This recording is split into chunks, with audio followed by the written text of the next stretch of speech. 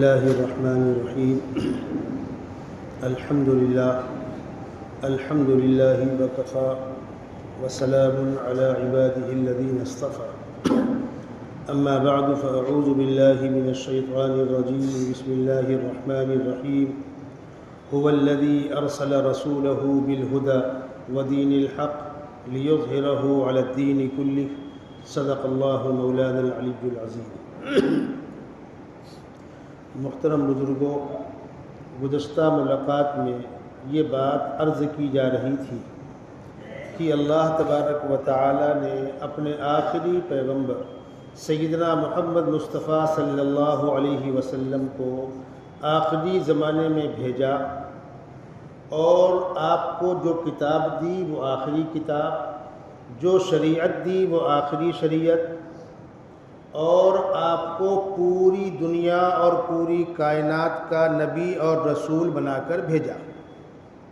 پچھلے انبیاء کرام علاقائی ہوتے تھے، وقتی تھے، ان میں سے کسی کی تعلیمات قیامت تک باقی رہنے کے لیے نہیں تھی۔ آپ صلی اللہ علیہ وسلم کی تعلیمات قیامت تک باقی رہنے کے لیے، آپ کی کتاب قیامت تک باقی رہنے کے لیے، آپ کا دین قیامت تک باقی رہنے کے لیے، تو اب یہی دین پورے عالم میں غالب آئے گا اور پورے عالم میں یہی دین چلے گا، اس لیے کہ پچھلا کوئی دین نہ باقی ہے نہ محفوظ ہے۔ موسیٰ علیہ السلام پر جو کتاب اتری تھی توریت، وہ اپنی اصل کنڈیشن میں نہیں ہے۔ عیسیٰ علیہ السلام پر جو کتاب اتری تھی بائبل، وہ اپنی اصل کنڈیشن میں نہیں ہے۔ جب مذہبی کتاب ہی باقی نہ رہی اصل، تو دین کہاں بچے گا؟ موسیٰ علیہ السلام کو جو معجزات دیے گئے تھے وہ معجزات باقی نہیں، عیسیٰ علیہ السلام کو جو معجزات دیے گئے تھے وہ معجزات باقی نہیں، اور معجزہ نبی کی تعلیمات کے ساتھ ساتھ چلتا ہے۔ جس طریقے سے کسی بھی ملک کی ایک فوج ہوتی ہے دریائی فوج، ایک ہوتی ہے زمینی فوج، ایک ہوتی ہے ہوائی فوج۔ ہوائی فوج دور بیٹھ کر کے بمباری کرتی ہے، دشمن کو پیچھے ہٹنے پر مجبور کرتی ہے۔ جب دشمن پیچھے ہٹتا ہے تو زمینی فوج آگے بڑھ کر کے علاقے پر قبضہ لیتی ہے۔ انبیاء کرام کے معجزات وہ ہوائی فوج جیسے ہوتے ہیں، وہ باطل کو پیچھے ہٹنے پر مجبور کرتے ہیں۔ جب باطل پیچھے ہٹتا ہے تو انبیاء کرام کی تعلیمات انسانوں تک پہنچ کر کے انسانوں کو خدا سے جوڑتی ہے۔ پچھلے انبیاء کرام کو بھی معجزات دیے گئے اور آقا صلی اللہ علیہ وسلم کو بھی معجزات دیے گئے۔ پچھلے انبیاء کرام کے معجزات جو بھی تھے وہ ان کی ذات کے ساتھ خاص تھے۔ مثلا سیدنا موسیٰ علیہ السلام، ان کو خداوند قدوس نے معجزہ دیا کہ موسیٰ اپنی لاٹھی کو پھینکو تو اژدہا بن جائے گا، اپنے ہاتھ کو بغل میں ڈال کے نکالو تو ہاتھ چمکدار ہو جائے گا۔ وَاضْمُمْ يَدَكَ فِي جَيْبِكَ فِي جَنَاحِكَ تَخْرُجْ بَيْضَاءَ مِنْ غَيْرِ سُوءٍ، ہاتھ کو ڈالو بغل میں نکالو تو چمکدار سفید ہوگا، اپنی لاٹھی کو پھینکو تو وہ صاف بن جائے گا۔ سیدنا عیسیٰ علیہ السلام کو خداوند قدوس نے یہ معجزہ دیا تھا کہ ایک بچہ ماں کے پیٹ سے اندھا پیدا ہوا، ایک بچہ ماں کے پیٹ سے کوڑھی پیدا ہوا۔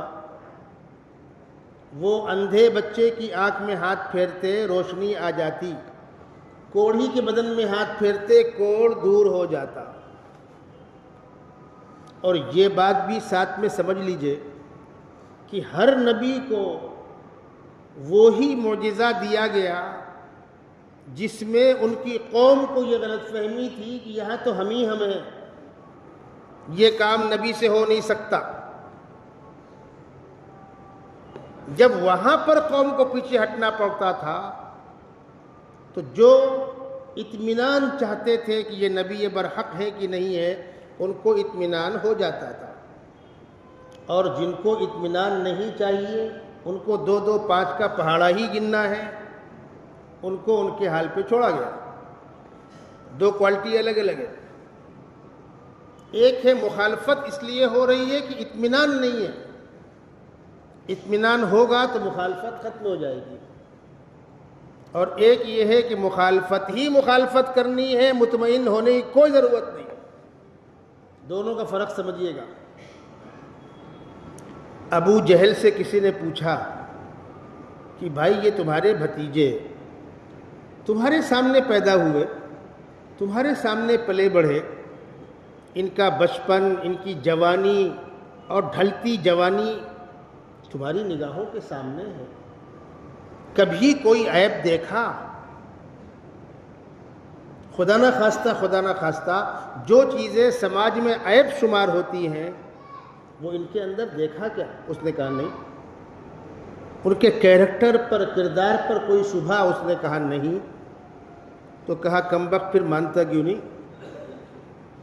پھر مانتا کیوں نہیں؟ اس کا جواب سن لیجیے۔ اس نے کہا ان کے قبیلے میں اور ہمارے قبیلے میں ہمیشہ 36 کا آنکڑا رہا، ان کو ماننے کا مطلب ان کے سامنے سر جھکا دینا یہ نہیں ہوگا، سر نہیں جھکے گا۔ مخالفت اس لیے۔ اس کے مقابلے میں بڑی تعداد صحابہ کی وہ ہے جنہوں نے اللہ کے نبی صلی اللہ علیہ وسلم کا نام سنا، باہر سے احوال سنے، اطمینان کرنے کے لیے چل کر آئے۔ کوئی مکے میں آیا اور بڑی تعداد مدینے میں آئی، اور آ کر رہے، آپ کو دیکھا، آپ سے ملے، اطمینان کیا اور پھر اسلام قبول کیا۔ ایک شخص ہے، اللہ کے نبی صلی اللہ علیہ وسلم کی خدمت میں وہ بیٹھے ہوئے ہیں۔ آقا صلی اللہ علیہ وسلم کے یہاں ضرورت مند آتے تھے، تو کبھی تو ایسا ہوتا کہ آپ کے پاس ہوتا تو آپ دے دیتے، اور ایسا بھی ہوتا کہ آپ کے پاس نہ ہوتا تو آپ فرماتے بھائی کوئی مجھے قرض دے دو، اس غریب کا کام چل جائے گا، میں بعد میں قرض ادا کر دوں گا۔ تو ایسا ہی واقعہ ہوا۔ ایک ضرورت مند آ گیا اور اس نے آ کر تکلیف بتلائی، آپ کے پاس تھا نہیں، تو آپ نے کہا بھائی کوئی مجھے قرض دے دو۔ تو یہ بندہ جس کو حقیقت کی تلاش تھی، سچائی کی تلاش تھی، جھٹ سے بولا میں دے دوں؟ دے دو، دے دیا۔ ایک مدت طے ہو گئی، اتنی مدت میں تمہارا پیسہ مل جائے گا۔ ابھی مدت پوری نہیں ہوئی اور وہ آ گیا۔ آنے کے بعد برا بھلا کہنا شروع کر دیا، قرضہ لیتے ہو، دینے کا نام نہیں لیتے ہو، تمہارا پورا خاندان بےمان ہے، جس کا لے لیا دینے کو تیار نہیں۔ صحابہ وہاں بیٹھے ہوئے ہیں جن کے سامنے وہ واقعہ ہوا تھا کہ بھائی یہ تمہاری مدت ہے، مثلا دسمبر کا آخر، وہ کمبخت بیچ میں آ گیا۔ سیدنا عمر بن خطاب بھی بیٹھے ہوئے تھے، ان کو برداشت نہ ہوا، بولے اے خبردار بدتمیز، زبان سنبھال کے بات کرنا، شرم نہیں آتی ہے؟ مدت ابھی پوری ہوئی نہیں، جھگڑا کرنے آ گیا ہے، اور کس کو کہہ رہا ہے؟ آقا صلی اللہ علیہ وسلم بیٹھ کے مسکرا رہے، فرمایا عمر کہہ لیا تو کہہ لینے دو، اس کا حق تھا، اس نے کہہ لیا، جاؤ جا کر ادا کر دو اور اتنا بڑھا کر دے دو، یہ اس کی بدتمیزی کے بدلے میں تحفہ۔ پیسہ دے دیا گیا۔ پھر وہ قریب آیا وہ شخص اور کان میں کہا کہ اپنی پیٹھ سے دامن اٹھائیے۔ آقا صلی اللہ علیہ وسلم کی پیٹھ پر دونوں موڑھوں کے بیچ میں گوشت کا ٹکڑا ابھرا ہوا تھا، یہ تھی مہر نبوت۔ کیا کہا؟ ذرا پیٹھ سے دامن پچھلا اٹھائیے۔ آپ سمجھ گئے، آپ نے کپڑا اٹھایا تو اس شخص نے اس گوشت کے ٹکڑے کو بوسہ دیا، آنکھوں سے آنسو جاری تھے، اور اس کے بعد کہا مجھے کلمہ پڑھا دیجیے۔ کیوں کیا ایسا؟ اس نے کہا میں نے اپنے یہاں جو آپ کی نشانیاں پڑھی تھیں اس میں یہ نشانی یہ نشانی یہ نشانی، فلاں مقام میں پیدا ہوں گے، فلاں خاندان کے ہوں گے، باپ کا نام یہ ہوگا، ماں کا نام یہ ہوگا، وہ سب تو میں نے پڑھ لیا۔ اس میں ایک نشانی یہ بھی تھی کہ جب ان کے ساتھ کوئی بدتمیزی کرے گا تو وہ تحمل کا ثبوت دیں گے، وہ پیار و محبت اخلاق کا ثبوت دیں گے۔ تو میں نے آپ کے ساتھ بدتمیزی بھی کی اور بدتمیزی کرنے کے لیے قرضہ بھی دیا آپ کو، جس کے جواب میں آپ مسکراتے رہے۔ صحابہ تو ناراض ہوئے لیکن آپ ناراض نہیں ہوئے، اور آپ نے مجھ کو اس کے بدلے میں تحفہ دیا۔ اور میں نے یہ بھی پڑھا تھا کہ آخری پیغمبر کے پیٹھ میں کندھوں کے بیچ میں مہر نبوت ہے۔ جب اس کو بھی دیکھ لیا میں نے، اب کوئی شبہ نہیں رہا کہ آپ وہی آخری پیغمبر ہیں جن کا تذکرہ آسمانی کتابوں میں پہلے سے ہوتا آ رہا ہے، اب دیر کس بات کی؟ تو ایک طبقہ وہ تھا جو معلومات لیتا تھا، اور ایک طبقہ وہ ہے جس کو 2-2 کا ہی پہاڑا پڑھنا ہے۔ قرآن میں دونوں آیتیں ہیں، قرآن پاک میں دونوں طرح کی آیتیں ہیں، صرف ترجمہ پڑھ کر آپ گہرائی تک نہیں پہنچ سکتے۔ آپ پہلا پارہ کھولیں گے، پہلا رکوع ختم ہوتا ہے، اگلا رکوع شروع ہوتا ہے، ان الذین کفروا سواء علیہم اانذرتہم ام لم تنذرہم لا یؤمنون۔ یہ کفار اس حد تک گئے گزرے ہو گئے ہیں، اب ان کو آپ دعوت دیں یا نہ دیں، یہ کمبخت ایمان لانے والے نہیں ہیں۔ ختم اللہ علی قلوبہم وعلی سمعہم وعلی ابصارہم غشاوہ، اللہ نے دلوں پر مہر لگا دی ہے، آنکھوں پر مہر لگا دی ہے، کانوں پر مہر لگا دی ہے، اور آنکھوں پر پردے پڑے ہوئے ہیں۔ اب بیچارہ جس نے سن رکھا ہے کہ اللہ رحمان و رحیم ہے، اللہ غفار ہے، 99 ماؤں کی ممتا سے زیادہ اللہ کو گنہگار بندے سے پیار ہے، وہ سوچتا ہے یہ کیا بھائی بمباری شروع ہو گئی؟ یہ بمباری کس پر ہو رہی ہے آپ کو پتہ ہی نہیں ہے۔ قرآن مقدس کا کون سا حصہ کس لب و لہجے کا ہے، کس مقام کا ہے، کس کا اگلا پچھلا کیا ہے؟ اور اکثر ایسا ہوتا ہے کہ اس کی تشریح آقا صلی اللہ علیہ وسلم کی احادیث میں ہے، اور احادیث کی تشریح خلفاء کے یہاں ہے، ازواج مطہرات کے یہاں ہے، صحابہ کے یہاں ہے۔ جب سب کو ملاؤ گے تو حقیقت حال کھلے گی۔ ابھی میں پچھلے مہینے 28-29 تاریخ کو ناگپور میں تھا، 2 جمعہ پہلے۔ جمعہ میں میرا بیان تھا ایک مسجد میں، ایک سرکاری بڑے اونچے عہدے پر ملازم تھے، وہ نماز کے بعد ملنے آئے میرے پاس، بتانے لگے ماشاءاللہ میں مطالعہ کرتا ہوں اور ایسا ہے ایسا ہے، میں تفسیر کا مطالعہ کس طرح کروں؟ تو میں نے ان سے کہا تفسیر پڑھنے کے اصول پہلے پڑھ لیجئے، تفسیر پڑھنے کے اصول پہلے پڑھ لیجئے۔ کہنے لگے یہ کیا ہوتا ہے؟ میں نے کہا بھئی دوا جو ہوتی ہے، ڈاکٹر جب دوا دیتا ہے تو اس کو پتہ ہے کہ دوا تو پاورفل ہے، لیکن تنہا یہ دوا کھائے گا تو پیٹ میں جلن ہوگی، السر ہو جائے گا، اس کے ساتھ میں ایون لگا دیتا ہے، دودھ سے کھانا، خالی پیٹ مت کھانا، ناریل پانی پی لینا، ہو سکتا ہے اس کے کھانے کے بعد قبض ہو تو چورن لے لینا۔ یہ کام کس کا ہے؟ ڈاکٹر کا۔ اور آپ کہتے ہم کو سب سمجھتا ہے، جیب میں ہمارے پیسہ، میڈیکل اسٹور میں دوا، تو آپ میڈیکل دوائیں لیتے رہیے، کھاتے رہیے، قبرستان آباد کرتے رہیے۔ تو میں نے پلٹ کر ان سے پوچھا کہ آپ نے ترجمہ پڑھنا شروع کیا؟ کہنے لگے ہاں۔ سورہ فاتحہ پڑھ لی؟ پڑھ لی۔ پہلا پارہ پڑھا۔ میں نے کہا 4 آیتوں کے بعد 5ویں آیت سمجھ میں آئی کہ باؤنس ہو گئی؟ کہنے لگے مولانا کچھ سمجھ میں نہیں آیا۔ میں نے کہا بس یہی وجہ ہے، کسی کو گائیڈ بناؤ، کسی کو استاد بناؤ۔ قرآن کا لب و لہجہ کہاں ہے؟ کس لب و لہجے میں گفتگو ہو رہی ہے؟ کس سے بات ہو رہی ہے؟ آپ کو بتلا دوں، واجپئی جی کی حکومت کا دور تھا، یہاں یہ تھے، پاکستان میں نواز شریف تھے۔ جب حالات اچھے تھے، میں بریانی کھانے آ رہا ہوں، میں وڑا پاؤ کھانے آ رہا ہوں، چالو تھا۔ پھر انہی ایام میں تناتنی ہو گئی تھی، بارڈر پر فوج لگ گئی، دونوں آمنے سامنے، ان کا گولہ کراچی پہ گر رہا تھا، ان کا گولہ دلی میں گر رہا تھا۔ یا اللہ اب ہوا تب ہوا، دونوں ایٹمی طاقت ہے، کیا ہوگا؟ ہاں ہاں ہاں ہاں ہاں ہاں، اور اس کے بعد ارے جانے دو بھائی۔ جس وقت تعلقات استوار تھے، خوشگوار تھے، اس وقت کا لب و لہجہ کیسے ہے؟ ہلو ناشتہ واشتہ ہوا، اچھے ہیں آپ؟ اور جس وقت تنا تنی ہے اس وقت کیا ہوگا؟ تمہارے پاس 4 لاکھ فوج ہے، میرے پاس 8 لاکھ فوج ہے، تمہارے پاس 200 ٹینک ہے، میرے پاس 400 ٹینک ہے۔ یہ فرق کیوں ہے؟ یہ فرق حالات کی بنیاد پر ہوتا ہے۔ قرآن پاک کی وہ ساری آیتیں جہاں پر کفار کے خلاف خداوند قدوس کو جلال ہے، وہ کون سے کفار ہیں؟ وہ کون لوگ ہیں؟ خداوند قدوس کس کے اوپر غصے کا اظہار کر رہے ہیں، اور عام لوگوں کے بارے میں کیا حکم ہے؟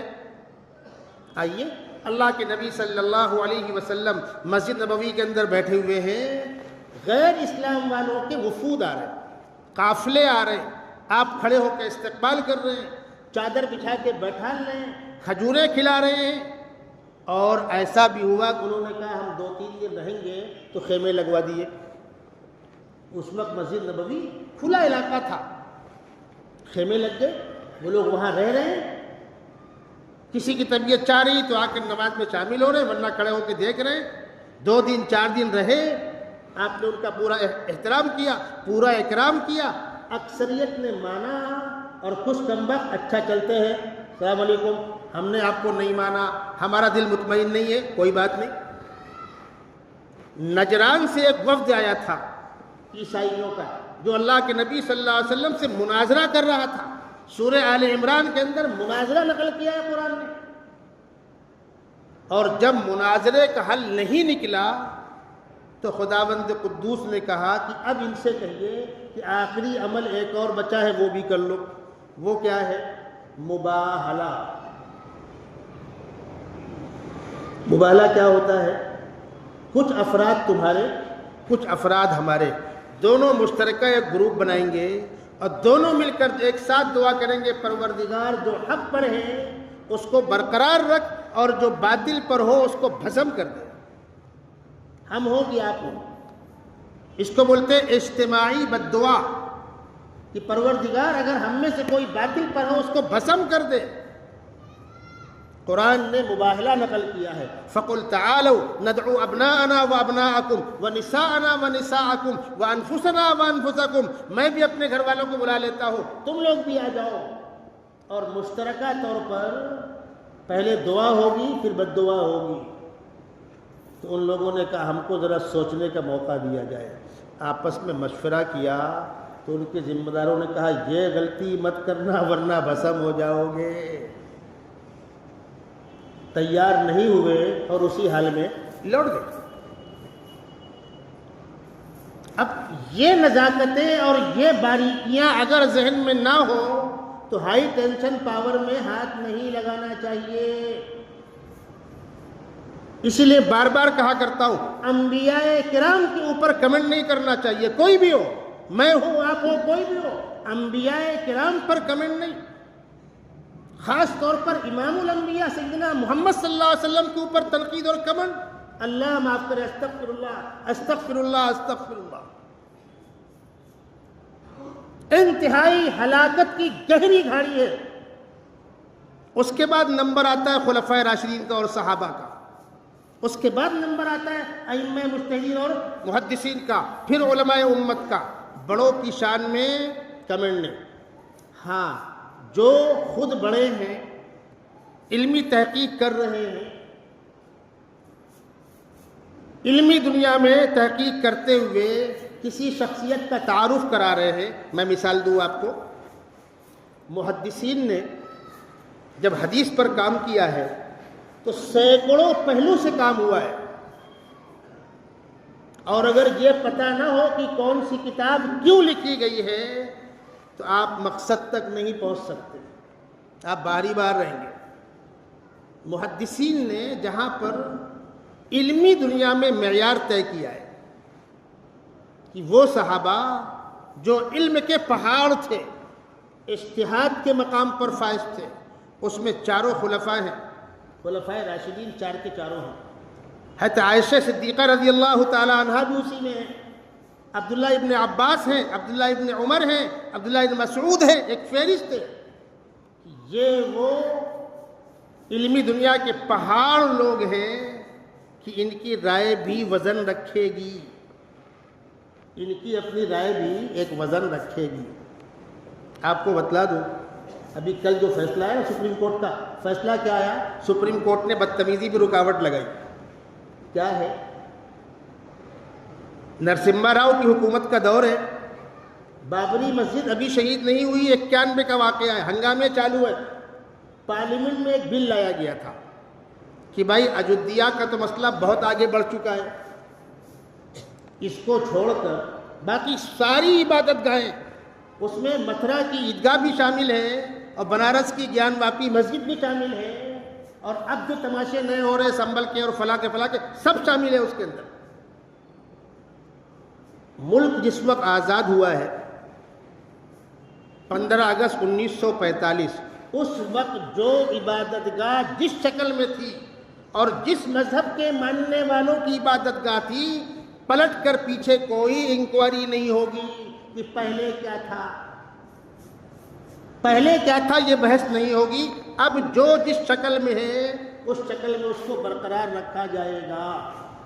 اور سنیے مزے کی بات، اللہ کبھی توفیق دے گا تو جب بابری مسجد کا آخری فیصلہ ہوا ہے سپریم کورٹ میں، تو اس کی چند باتیں آپ کو بتلا دیتا ہوں۔ سپریم کورٹ کے جج لکھ رہے ہیں یہ مسجد تھی، یہ مسجد تھی، اس میں نماز ہوتی تھی، سن 49 تک نماز ہوئی ہے، پھر لوگوں نے رات کے اندھیرے میں گھس کر زبردستی وہاں مورتی نصب کر دی ہے، پھر حالات کشیدہ ہو گئے، پھر تالا لگ گیا، پھر 92 میں اس کو گرا دیا گیا۔ اس کے اندر مورتی رکھنا بھی غلط تھا، 92 میں گرانا بھی غلط تھا۔ یہ مسجد کسی مذہب کی عبادت گاہ توڑ کے نہیں بنائی گئی ہے، یہ مسجد کھلی زمین پر بنائی گئی ہے، مسلمانوں کی اپنی زمین تھی، تمام باتیں لکھ رہے ہیں۔ اور اس میں اس دفعہ کا حوالہ بھی دے رہے ہیں جو 1991 میں پارلیمنٹ کے اندر پاس ہوا تھا، کہ پارلیمنٹ نے یہ بل پاس کر دیا ہے، اب کسی بھی مسجد کے بارے میں یہ بحث نہیں ہوگی۔ اور وہ دعویٰ کہ یہاں رام جی پیدا ہوئے تھے، اس کا کوئی ثبوت نہیں ہے۔ سب لکھنے کے بعد پھر بچتا کیا ہے؟ لیکن ملک کے حالات ایسے ہو گئے ہیں کہ اب اگر اس کو دوبارہ مسلمانوں کو دے دیا گیا تو بڑا خون خرابہ ہوگا، اس لیے یہ ہے وہ فیصلہ۔ اس فیصلے کے اندر بھی اس 91 کے پارلیمنٹ کے اس بل کا حوالہ موجود ہے۔ ذرا اس بات کو ذہن میں رکھیے گا، کسی بڑی شخصیت کی ذاتی رائے بھی وزن رکھتی ہے، لیکن جب گیان واپی مسجد کے سروے کی بات آئی تو سابق چیف جسٹس آف انڈیا نے جاتے جاتے اس میں سوچا چھوڑا، لیکن معلومات لینے میں کیا برائی ہے؟ اچھی بات ہے بھائی، لیکن معلومات لینے میں ایک مثال دوں میں آپ کو۔ آپ کی بچی کی شادی ہو گئی، وہ اپنے گھر میں خوش ہے، کوئی آتا ہے کہ ہم کو اپنے لڑکے کے لیے ایک بچی کی تلاش ہے۔ آپ کی بچی کی کیا عمر ہے؟ کہاں تک پڑھی ہے؟ کھانا پکانا آتا ہے؟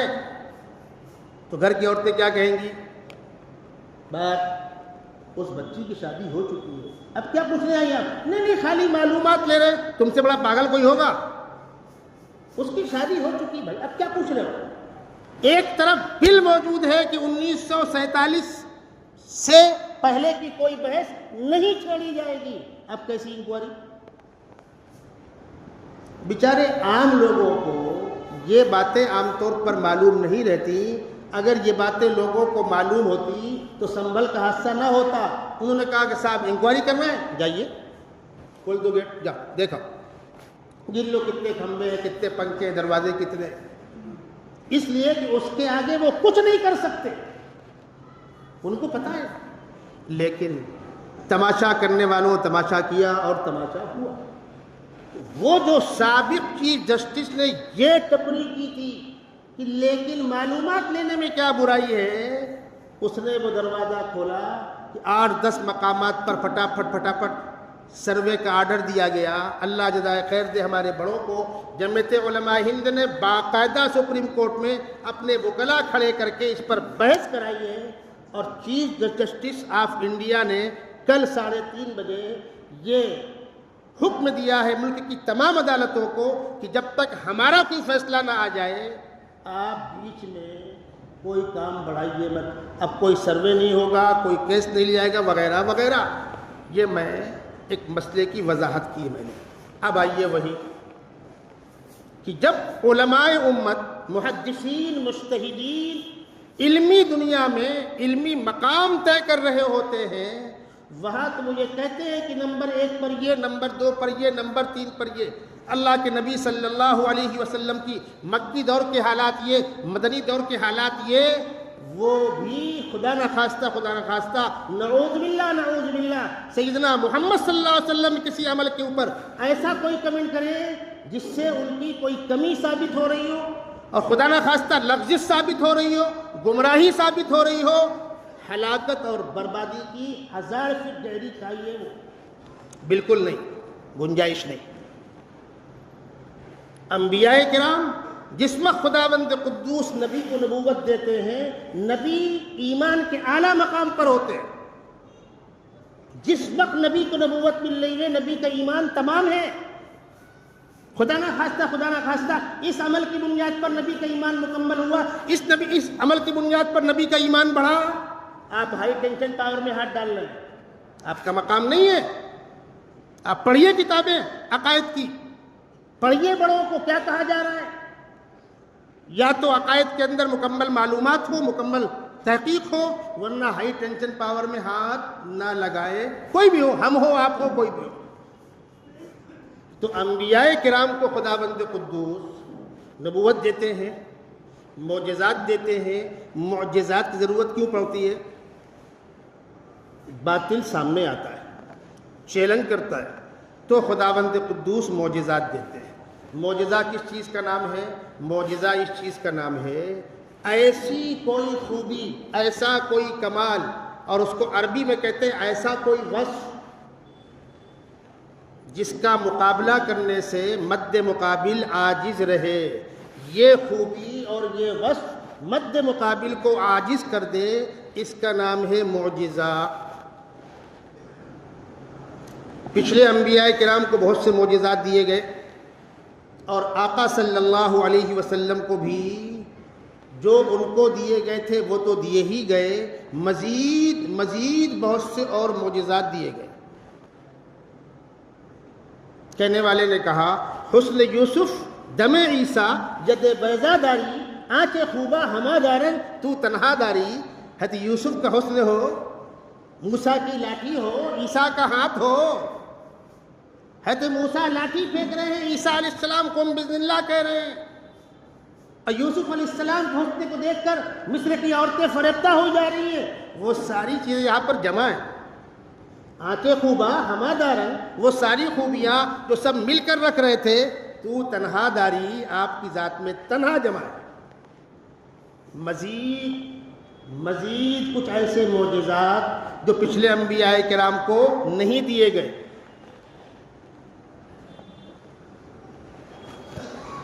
مثلا آقا صلی اللہ علیہ وسلم سے مکے والوں نے مطالبہ کیا تھا کہ آپ چاند کے 2 ٹکڑے کر دیجئے. ہونے والا ہے. زمین میں کھڑے ہو کر چمکتے ہوئے لہلاتے ہوئے چاند کے 2 ٹکڑے کر دینا ممکن ہے؟ آج بھی ممکن نہیں ہے, وہ تو بہت پہلے کی بات تھی. وہ یہ سمجھے مکے والے کہ یہاں تو یہ سلنڈر ہو جائیں گے, معذرت چاہ لیں گے.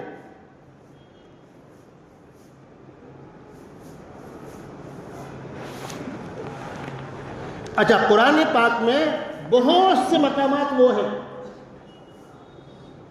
جہاں بدتمیزیاں ہو رہی ہیں, سوالات ہو رہے ہیں, منہ نہیں لگایا جا رہا, جواب نہیں دیا جا رہا, چھوڑو پاگلوں کو. لیکن کہیں پر سوال کا جواب بھی دیا جا رہا ہے. یہاں پر سوال کا جواب ہے. مکے والوں نے مطالبہ کیا کہ چاند کے 2 ٹکڑے کر دیجئے. خداوند قدوس نے فرمایا جاؤ، منظور ہے۔ اللہ کے لیے کیا مشکل تھا؟ 14ویں کا چاند چمک رہا ہے، مکے کی آبادی باہر نکلی کھلے میدان میں، آپ نے انگلی سے اشارہ کیا، چاند 2 ٹکڑے ہو گیا۔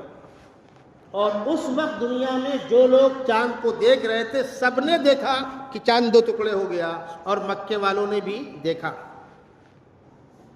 مانا نہیں، کیوں؟ ان کم بختوں کو 2-2 5 کا پہاڑا پڑھنا تھا، کسی کے بس کا تھا، کسی کے بس کا نہیں تھا۔ اس قسم کے بہت سے معجزات کو آپ سائڈ کیجئے۔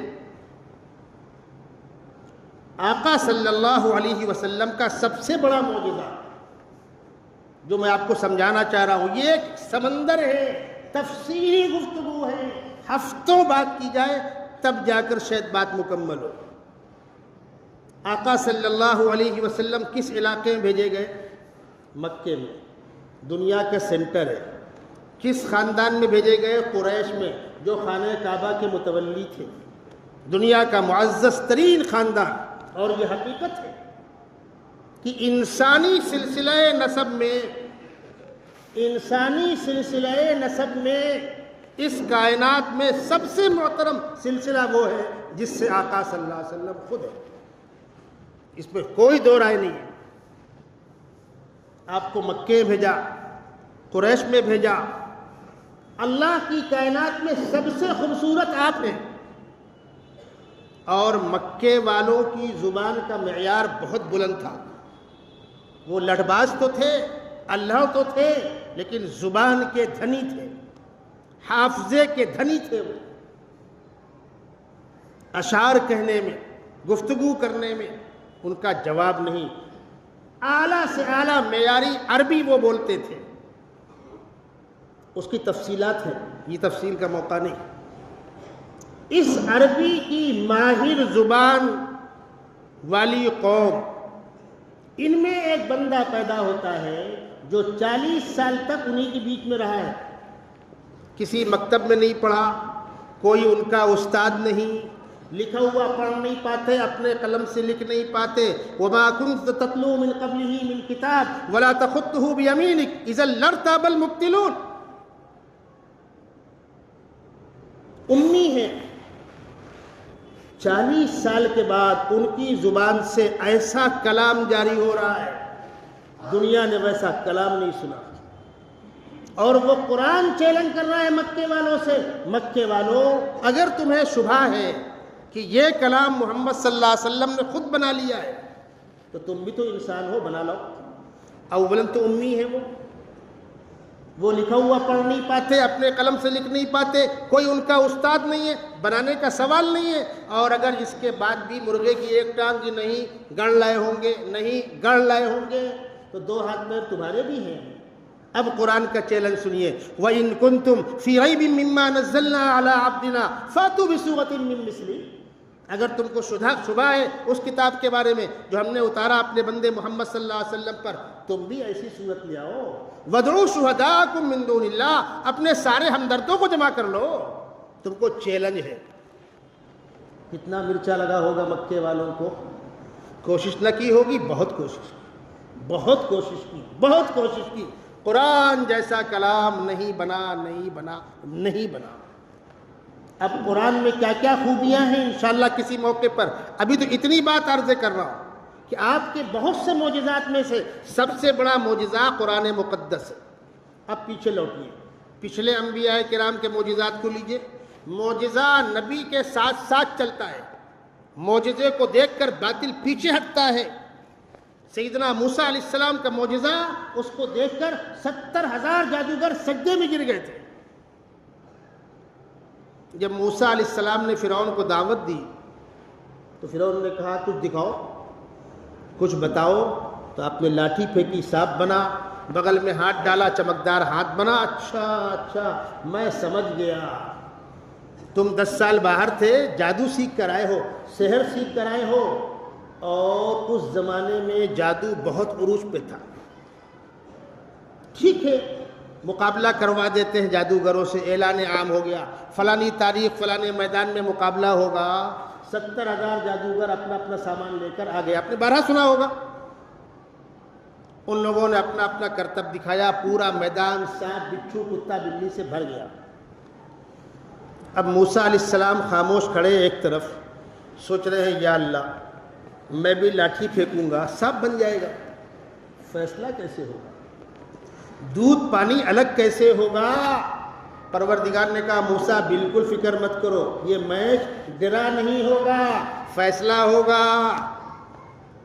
آج انسانیت امٹ کر آئی ہوئی ہے، میری قدرت کو چیلنج کیا جا رہا ہے، میرے بھیجے ہوئے پیغمبر کے معجزے کو جادو کہا جا رہا ہے، اگلا کام میرا، القی ما فی یمینک تلقف ما صنعوا، موسیٰ پھینکو لاٹھی، پھر دیکھو تماشا، انما صنعوا کید ساحر ولا یفلح الساحر حیث اتی، ان لوگوں کا جو تماشا ہے وہ جادو ہے اور تمہارے پاس معجزہ ہے، اور دنیا سن لے کہ پیغمبر کے معجزے کے مقابلے میں جادو ٹک نہیں سکتا، ولا یفلح الساحر حیث اتی۔ چنانچہ موسیٰ علیہ السلام لاٹھی پھینکی اور وہ اژدہا بنا، اور اس نے ایک طرف سے سانپ کھا کر کے صاف کر دیا، اور پھر موسیٰ علیہ السلام نے اس کے منہ میں ہاتھ ڈالا، سوکھی لاٹھی۔ جادوگروں کو یقین ہو گیا کہ موسیٰ جادوگر تو نہیں، ورنہ یہ جو ہمارے سامنے آیا نا، جادو کو کاٹ سکتا، جادو کو فنا نہیں کر سکتا، کھا کر ختم نہیں کر سکتا، تو پھر نعوذ باللہ ہم پیغمبر کے سامنے آئے تھے، فرعون نے ہمارا مقابلہ نبی برحق سے کرایا تھا، توبہ توبہ ہم سے غلطی ہو گئی، اور سارے جادوگر سجدے میں گر گئے۔ القی السحرۃ سجدا قالوا آمنا برب ہارون و موسیٰ، یہ واقعہ تاریخ کے اندر موجود ہے۔ پچھلے انبیاء کرام، موسیٰ علیہ السلام ہو، عیسیٰ علیہ السلام ہو، کوئی بھی ہو، ان کے دنیا سے جانے کے بعد ان کا معجزہ روئے زمین پر نہیں ہے۔ موسیٰ علیہ السلام کی لاٹھی بعد میں کوئی پھینکے اژدہا نہیں بننے والا، اور سیدنا محمد رسول اللہ صلی اللہ علیہ وسلم کا معجزہ بہت سے معجزات میں سے قرآن مقدس سب سے بڑا معجزہ ہے، موجود ہے کہ نہیں ہے؟ تو آقا صلی اللہ علیہ وسلم کا معجزہ زندہ موجود ہے۔ اب پچھلے انبیاء کرام کے معجزات دنیا سے اٹھا لیے گئے، ان کو دعوت دینے کا حق کوئی حق نہیں ہے۔ جب کوئی حق نہیں ہے، نبی کی تعلیمات مٹ گئی، کتاب مٹ گئی، معجزہ دنیا سے اٹھا لیا گیا، اب یہ کائنات بلا آسمانی مذہب کے رہے گی؟ اس کائنات میں کوئی تو آسمانی مذہب ہوگا، وہ اسلام ہے، وہ سچا مذہب ہے، کوئی تو کتاب ہوگی، وہ قرآن مقدس ہے، کوئی تو ہادی رہبر ہوگا، وہ آقا صلی اللہ علیہ وسلم ہے، یہ حقیقت ہے۔ اب آپ نہ کہہ پائے تو الگ بات ہے، اس بات کو نہ سمجھا پائے تو الگ بات ہے۔ ایک بادشاہ نے خواب دیکھا، تعبیر پوچھی، ایک صاحب نے کہا کہ آپ کے خاندان کے سارے لوگ آپ کے سامنے مر جائیں گے۔ بادشاہ کو خراب لگا، گردن مروا دی، دوسرے کو بلایا، خواب کی تعبیر ہے۔ اس نے کہا اللہ تعالیٰ نے آپ کو سب سے لمبی عمر دی ہے، اپنے خاندان میں سب سے لمبی عمر آپ کی ہوگی۔ دونوں باتوں میں کیا فرق ہے؟ اس کو انعام دیا گیا، جس نے کہا آپ کی عمر سب سے لمبی ہوگی اس کو انعام دیا گیا، اور جس نے کہا پورا خاندان آپ کے سامنے مر جائے گا اسی گردن مار دی گئی۔ بات دونوں ایک ہے۔ ہم نہ سمجھا پائے دنیا کو تو ہماری کمی ہے۔ آئے دنیا کرے گفتگو، لو معجزہ کسی کے پاس ہو تو، لو کتاب کسی کے پاس ہو تو، یہ حقیقت ہے۔ اب اس آیت کو پڑھیے، هو الذی ارسل رسولہ بالہدی ودین الحق، وہ خدا جس نے اپنے رسول کو سچا دین دے کر، ہدایت دے کر بھیجا، لیظہرہ علی الدین کلہ، تاکہ یہ دین تمام ادیان پر غالب آ جائے۔ آئے گا انشاءاللہ، آیا، پورے عالم کے اندر اسلام پھیلا، عرب سے اسلام چل کر ہر علاقے میں گیا، اور یہاں بھی آیا۔ پھر یہاں جب آیا تو ان اولیاء اللہ کی خدمات، آج بھی بات لمبی ہو گئی، اس موضوع پر بات نہ ہو سکی، یہ میرے اوپر قرض ہے، انشاءاللہ میں ان خانقاہی درویشوں کے حالات پر ضرور انشاءاللہ گفتگو کروں گا، جس میں سر فہرست نام ہے خواجہ معین الدین چشتی رحمۃ اللہ علیہ کا۔ چونکہ کل جب وہ فیصلہ آ گیا، سپریم کورٹ نے رکاوٹ لگا دی، تو لوگوں نے راحت کی سانس لی، ہم لوگ دوسرے کام میں لگ گئے، ورنہ میرا پورا ارادہ تھا کہ میں اجمیر کی اس شہر کی تاریخ پر، حضرت کی وہاں آمد پر، اور اب وہ آرام فرما رہے ہیں، انسانوں کا ان سے کیا لگاؤ ہے، اپنے تو اپنے، غیروں کا ان سے کیا لگاؤ ہے، اس پر گفتگو کرنے کا ارادہ تھا، لیکن دیگر کام سامنے نکل آئے، اور آج بھی گفتگو کرتا ہے لیکن معجزات پر گفتگو نکل پڑی۔ اللہ تبارک و تعالیٰ ان باتوں پر عمل کرنے کی توفیق عطا فرمائے۔ جیسا گزشتہ اعلان کیا گیا تھا، ماشاءاللہ بدلہ پور کے آگے وانگنی کے پاس جو اجتماع ہونا ہے، تیاریاں کچھ ہو گئی ہے، کچھ باقی ہے، نوجوان جا رہے ہیں۔ یاد رکھیے گا، یہ جو اجتماع کی تیاری میں آپ خدمت کر رہے ہیں، جب وہاں پر اللہ کے نیک بندے آ جائیں گے، اجتماعی دعائیں ہوگی، اجتماعی نماز ہوگی، رحمتوں کی بارش ہوگی، تو اس نظام کو بنانے میں، سنوارنے میں، سجانے میں جن لوگوں کی خدمت کا حصہ ہوگا، اللہ ان کو ہرگز محروم نہیں کرے گا۔ اور ایک بات اور کہہ دوں ساتھیوں سے کہ جس وقت وہاں کچھ نہیں ہوتا، مثال دوں میں آپ کو، پترے کا شیڈ بنانا ہے، ابھی اینگل صرف لگے ہیں، پترے پر بیٹھنے کی جگہ نہیں ہے، اینگل پر بیٹھنا ہے، کتنا مشکل کام ہوتا ہے، اور 60 فٹ اونچا ہے، طبقہ تو ہاتھ پیر دونوں جائیں گے۔ جب کچھ پترے بیٹھ گئے تو اس پترے میں بیٹھ کر وہ پترا، اس میں بیٹھ کر وہ پترا، سب ہو جاتا ہے، لیکن پہلا پترا ایسے ہی جب جا کر جنگل جھاڑیوں میں جہاں سانپ بچھو نکلتے ہیں، کتے بلے اور سیار ملتے ہیں، وہاں بڑے بڑے مچھر ہوتے ہیں، وہ شروع میں جو اللہ کے بندے خیمہ لگا کر اس کی گھاس نکالنا، میدان کو لیبل کرنا وغیرہ وغیرہ، 10-20 لوگ ہوتے ہیں رات میں وہاں رہنا، ان کی قربانیوں کا حقیقی صلہ تو اللہ دے گا۔ بعد میں جب ماحول بن جاتا ہے، عملہ پہنچتا ہے، تو بڑا سے بڑا کام بھی آسان ہو جاتا ہے۔ جو کام باقی ہے اس میں حصہ لیجئے۔ اور 21-22 جو تاریخیں اجتماع کی ہیں، میں کارخانے کے لوگوں سے کہہ رہا ہوں، ذمہ داروں سے، اگر آپ کے کاریگر جانا چاہیں تو ان کو اجازت دیجیے۔